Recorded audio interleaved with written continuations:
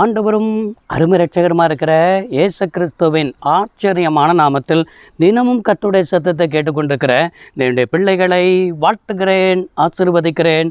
நீங்கள் ஆசீர்வதிக்கப்பட்டவர்கள். இந்த நாளிலும் கூட தீர்க்க தரிசனமான ஒரு வார்த்தை, இன்று உன் விருப்பம் நிறைவேறும்னு என் ஆண்டவர் சொல்லுகிறார். இவ்வளவு நாட்கள் காலதாமதமாகி கொண்டிருக்கிறது அல்லவா? இவ்வளவு நாட்கள் நீங்கள் ஜெபித்து பதில் வராமல் இருக்கிறது அல்லவா? ஆனால் இன்று என்று ஆண்டவர் சொல்கிற ஒரு வார்த்தை, உன் விருப்பம் நிறைவேறும். இதுதான் வார்த்தை. பிலிப்பியர் 2ஆம் அதிகாரம் 13வது வசனத்தில் இவ்வாறாய் பார்க்க முடிகிறது.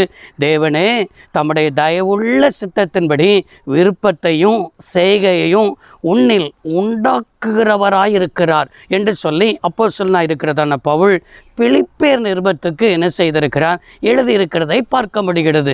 இங்கே என்ன சொல்லுகிறார் என்று சொன்னால், தேவன் தம்முடைய தயவுள்ள சித்தத்தின்படி. அப்படின்னா என்ன? தேவன் உங்களுக்கு நன்மை செய்யணுங்கிறதான ஆசை உங்களுக்குள்ள, ஆண்டவருக்குள்ள அவர் இருக்கிறது. அதுவும் எப்படி இருக்குதுன்னா, அவருடைய தயவுள்ள சித்தத்தின்படி. உங்களுடைய வாழ்க்கையில் சில விருப்பங்கள் என்ன செய்கிறது என்று சொன்னால், நீங்களே மறக்கணும்னு சொல்லி நினைத்தாலும் கூட அந்த விருப்பங்கள் அனல் கொண்டு எழும்பிக் கொண்டே இருக்கிறது. நீங்கள் தான் சில விருப்பங்களை இதெல்லாம் என்ன சொன்னால் வேண்டாம் அப்படின்னு சொல்லி நீங்கள் நினைக்கலாம். ஆனால் இந்த 7வது மாதத்துலையும் கூட தீர்க்க தரிசனமான ஒரு வார்த்தை, விருப்பம் எதுவோ அது தேவன் தான் அந்த விருப்பத்தை உனக்கு என்ன செய்திருக்கிறார், தந்திருக்கிறார். அது அவர் தயவுள்ள சித்தத்தின்படி தான் தந்திருக்கிறார்.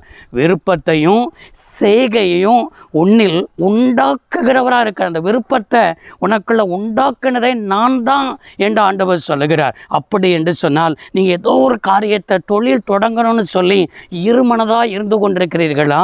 அந்த விருப்பத்தை தந்தவர் கர்த்தர் தான் என்று ஆண்டவர் சொல்கிறார். எந்த விருப்பம்? தொழில் தொடங்கணுங்கிறதான விருப்பம். திருமண காரியத்தில் பெண் தேடுகிற, அது மாத்திரமல்ல மணமகன் என்ன சொன்னால் தேடுகிற காரியத்தில் கூட இந்த விருப்பத்தை நல்ல குடும்பத்துக்கு நேராக நடத்தி செல்கிறாரு.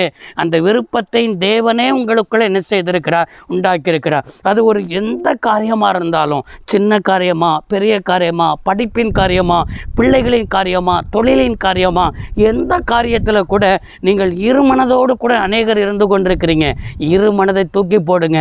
ஆண்டவர் ஒரு நல்ல காரியத்துக்கு நடத்துகிறார் என்று சொன்னால் அது அவர் தந்த விருப்பம் என்று ஆண்டவர் சொல்லுகிறார். சங்கீதம் 20ஆம் சங்கீதம் 4வது வசனத்தில் இவ்வாறாய் பார்க்க முடிகிறது. என்ன சொல்கிறதுனா, உன் மன விருப்பத்தின்படி உனக்கு தந்தரலே உமது ஆலோசனைகளெல்லாம் நிறைவேற்றுவாராக என்று சொல்லப்பட்டிருக்கிறது. அப்படின்னா நம்முடைய வாழ்க்கையில் மன விருப்பத்தின்படி தந்தருளுகிற தேவன் இருக்கிறார். அதே சங்கீதம் 21ஆம் சங்கீதம் 2வது வசனத்தில் பார்க்கிறோம், அவர் உமது மன விருப்பத்தின்படி உனக்கு தந்தரலே உன்னுடைய உதடுகளின் விண்ணப்பத்தை தள்ளாதிருக்கிறார் என்று எழுதப்பட்டிருக்கிறது.